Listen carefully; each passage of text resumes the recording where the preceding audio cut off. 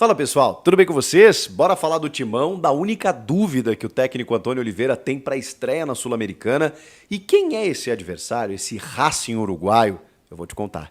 Chega mais, eu sou o Chico Garcia, inscreva-se no canal e vamos juntos. Pronto, finalmente o Corinthians volta a uma competição oficial, estreia nesta terça-feira contra o Racing de Montevidéu, no estádio Centenário, pela primeira partida da fase de grupos da Copa Sul-Americana. Depois da eliminação no Paulista, o Corinthians só entrou em campo naquele amistoso 3-0 contra o Londrina, que disputa a Série C do Campeonato Brasileiro, recuperou alguns jogadores, teve algumas baixas, né, como por exemplo o Igor Coronado, que contraiu dengue e ainda não tem o seu retorno garantido, né, o Maicon, que ainda não se recuperou. Então tem um esboço de time que na verdade é a mesma, praticamente a mesma escalação que enfrentou aí o Londrina e também o São Bernardo pela Copa do Brasil. Essa deve ser a escalação, mas tem uma dúvida aí do técnico Antônio Oliveira, que talvez seja até minha ou das pessoas que cobrem o clube, talvez não seja do Antônio Oliveira, mas é importante ressaltar que já falamos sobre isso, que o Romero não pode ser reserva nesse momento. Se é, talvez por uma estratégia de jogo, por alguma alternativa que o Antônio esteja vislumbrando nesse momento. Ele tem priorizado os dois atacantes, mas a grande dúvida que paira nesse momento é, será que o Pedro Raul começa no banco e ele dá a titularidade para o Romero, ou ele mantém Pedro Raul e Yuri Alberto, porque até tem funcionado, né? O Corinthians passou pelo São Bernardo, passou pelo Londrina, está funcionando. E, embora, né, o resultado lá contra o Londrina tenha começado a acontecer depois que o Romero entrou em campo, porque ele está numa fase maravilhosa, não dá para deixar esse jogador no banco. Enfim, o que pensa o Antônio Oliveira? É a única dúvida. De resto, o Cássio no gol, o Fagner na direita, o Hugo na esquerda, por enquanto. Na dupla de zaga, o Félix Torres e o Gustavo Henrique. No meio de campo, o Ranielli, o Breno Bidon, que ganhou a vaga, né, com a lesão do Maicon. E olha, eu vou dizer mais. Acho que vai dar linha aí. O Maicon vai ter que brigar para buscar essa posição depois, porque o moleque entrou e deu conta do recado.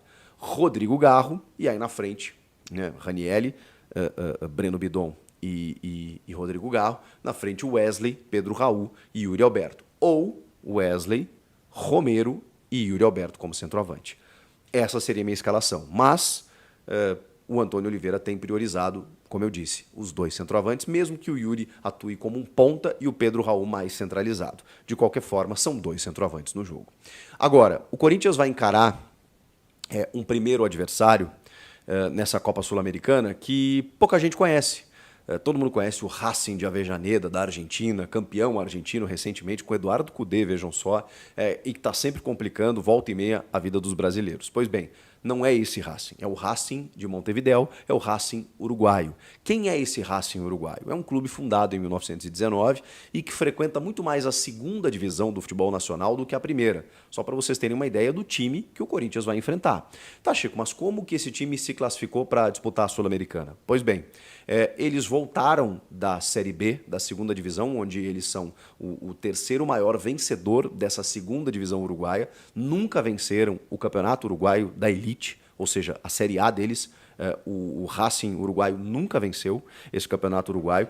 Eles voltam para a Elite em 2023 e terminam o Apertura, que é a primeira parte do campeonato, na 14ª posição. Só que o torneio Clausura, que é a segunda parte do torneio, eles surpreendem e terminam na 4ª colocação. Isso garantiu que o Racing disputasse a primeira fase da Copa Sul-Americana, que é quase semelhante àquela pré-Libertadores, é uma fase antes da fase de grupos. E aí ele enfrentou o também uruguaio Cerro Largo, venceu por 2-0 e garantiu vaga na fase de grupos, ao lado do Nacional do Paraguai e também do Argentinos Júniors, os times aí do grupo do Corinthians na Copa Sul-Americana. Lembrando que apenas um se classifica para as oitavas. O segundo, por exemplo, entra num playoff com terceiros colocados da Libertadores para ver se consegue chegar nas oitavas. Só quem garante vaga direta é o primeiro colocado de cada grupo. Pois bem, esse Racing do uruguaio garantiu vaga e presença na Copa Sul-Americana por conta desse torneio Clausura muito bem feito pela equipe. Eles têm 7 jogos na temporada e 3 vitórias, 1 empate e 3 derrotas, ou seja, um aproveitamento super mediano, um time irregular, que tem um jeito de jogar bem estilo uruguaio, né, mais aguerrido, mais físico, e é de onde o Corinthians precisa tentar tirar alguma coisa. Nesse campeonato uruguaio atual, eles estão na 8ª posição. Então, um campeonato uruguaio que tem ali equipes tradicionais como Peñarol e Nacional, não tem um nível técnico tão elevado. E eles estão na 8ª posição do campeonato. O destaque do time é um argentino de 23 anos chamado Tomás Verón Lupi, que chegou do Quilmes e que nesse ano tem um bom retrospecto. Nesses 7 jogos ele tem 3 gols e 2 assistências. São destaques desse Racing de Montevidéu, Racing do Uruguai, que não inspira grandes preocupações. Com exceção do Argentinos Júnior, por exemplo, que é o bicho-papão do grupo, acho que o Nacional do Paraguai, que também não é o nacional mais tradicional, né, e sim o de Montevidéu, e no caso do Racing não é o do Uruguai, e sim o da Argentina, esses 2 times, essas 2 equipes não devem mostrar dificuldades ao Corinthians. O que eu quero dizer com isso?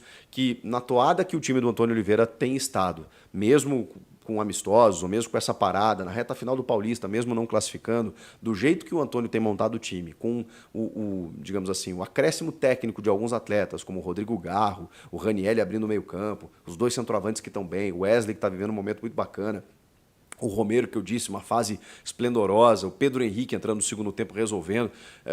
Dessa maneira, eu acho que o Corinthians, inclusive, tem condições de vencer o jogo. E como seria importante vencer um primeiro jogo fora de casa? Porque depois o Corinthians tem partidas a disputar na Neoquímica Arena e vai ter confrontos contra o Argentinos Júnior que engrossam um pouco mais o caldo. Então, seria muito importante o Corinthians começar vencendo, porque, lembrando, apenas o primeiro de cada grupo se classifica para as 8º. Eu estou apostando numa vitória. E você? O que vocês estão achando dessa estreia na Sul-Americana? Tá pronto? Falta alguma coisa? O Corinthians inscreveu 50 nomes. Evidentemente que muitos jogadores da base, inclusive, até o Dieguinho, meia 16 anos do Sub-17, entre outros atletas do Sub-17, Sub-20, e todo mundo foi para essa lista. 50 nomes, né? Porque até chegarem os reforços, né? E aí serem substituídos, o Corinthians deu uma garantida boa aí na lista de inscrições que foi apresentada no último sábado. Sul-Americana, começando para o Corinthians, e eu diria que um dos postulantes ao título, juntamente do Inter, que não tem a Libertadores esse ano, montou uma boa equipe também, e do Boca Juniors, que acabou caindo na Sul-Americana por conta da classificação lá no Campeonato Argentino, e a gente sempre coloca o Boca como um candidato, né? Ele cresce ao longo do ano, ele tem o Edinson Cavani, entre outros nomes, então, e está no grupo do Fortaleza. Então o Boca Juniors e o Inter acho que são bons candidatos. E o Corinthians está nesse bolo. Você concorda? Não concorda? Comenta aqui e inscreva-se no canal. Estou aguardando a sua inscrição. Até a próxima. Tchau!